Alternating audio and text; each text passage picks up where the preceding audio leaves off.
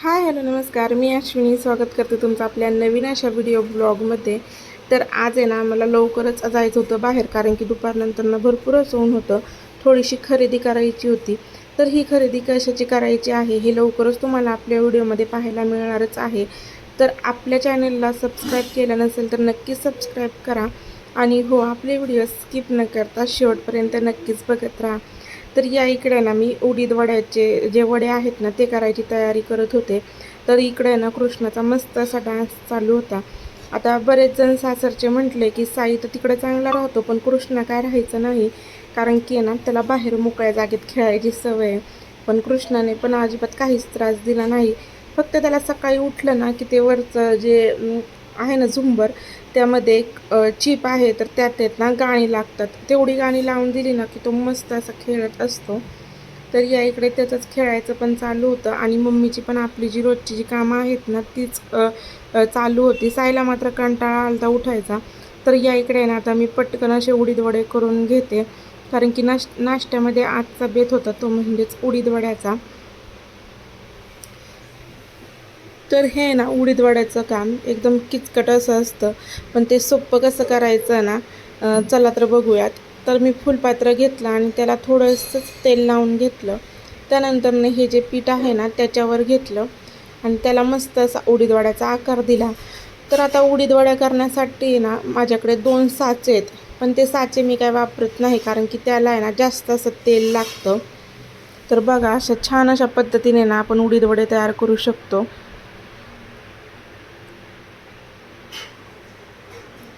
मी एकीकडे उडीद वडे करून घेत होते ना, तोपर्यंत मम्मीने लगेच चटणीसुद्धा करून घेतली. मस्त असं खोबरं, फुटाण्याची डाळ, भरपूर अशी कोथिंबीर, तसेच हिरवी मिरची, आलं, लसूण हे सगळं तिने पाणी टाकून मिक्स केलं आणि त्यानंतर जिरीची फोडणी दिली.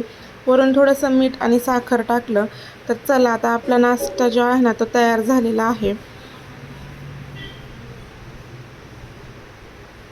आता चहाशिवाय ना सकाळी अपूर्णच असते, त्यामुळे उडीद वड्यांसोबत ना मस्त असा चहासुद्धा ठेवला आहे. तर बघा, आपले उडीद वडे किती छान असे तयार झालेले आहेत, आणि अजिबात तेलकटपणा त्याला अजिबात आलेला नाही.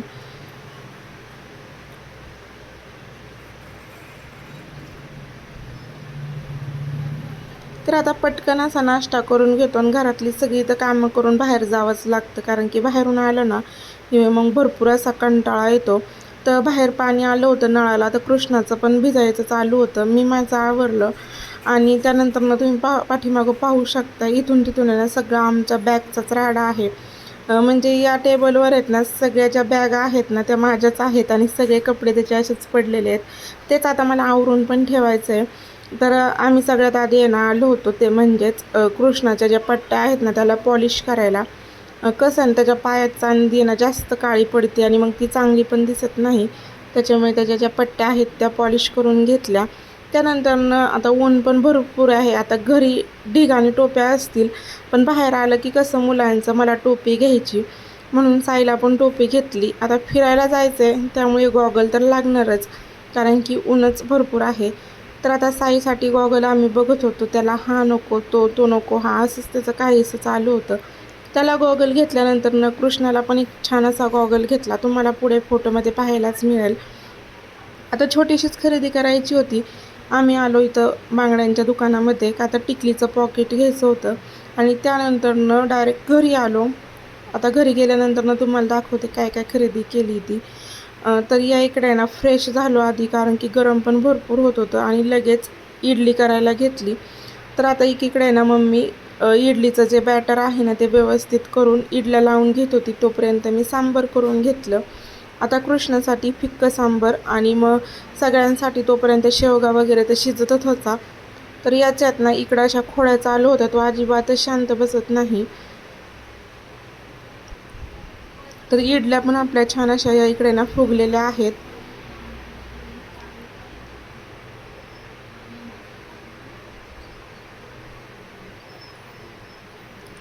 तर असा आजचा आहे ना बेत होता. एकदा का इडलीचं पीठ किंवा तांदूळ, डाळ तांदूळ भिजत घातलं ना की एकाच दिवशी उडीद वडे पण होतात, इडली पण होती, आणि डोसा पण होतो. तसंच आमचं या इकडे काहीसं झालेलं आहे. आता दुपारी खाऊन पिऊन मस्त असं खाऊन पिऊन दुपारी मस्त असं झोपावं म्हटलं तर लाईट गेली होती. आणि कृष्णा काय दिवसभर सकाळपासून झोपलाच नव्हता, त्याच्यामुळे तो झोपला. आणि त्यानंतर तर काय मी तर त्याला हवाच घालत बसले होते, मला तर झोप नाहीच मिळाली. मग नंतर साई म्हटला माझ्यासोबत लुडो खेळ, त्याच्यासोबत थोडंसं खेळले. आणि ही बघा आमची छोटीशीच खरेदी होती, पण त्याला आम्ही भरपूर असा टाईम लावला.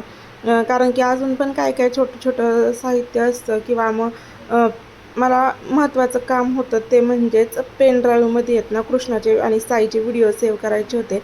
त्या कामालाच भरपूर असा वेळ गेला. तर या इकडे ना संध्याकाळी मस्त असं फ्रेश झालो, तर साईचं आणि कृष्णाचे बघा कसे भांडणं चालू आहेत. त्यांनी एकदा फटका मारला की कृष्णा परत त्याला मारतोय. तर असंच त्यांचा काहीसा खेळ चालू होता. तोपर्यंत ना आज लवकरच स्वयंपाक करून घेतला. कारण की आहे ना जे गहू भिजत घातलेत ना ते पण वाटायचे होते.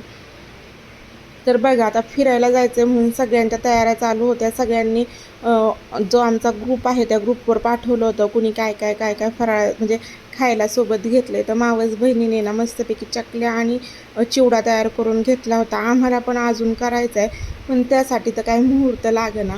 तर या इकडे ना गव्हाचा जो चीक आहे ना तो खाण्यासाठीच, म्हणजे कुरड्या न करता फक्त खाण्यासाठी मम्मीने हे गहू भिजत घातले होते.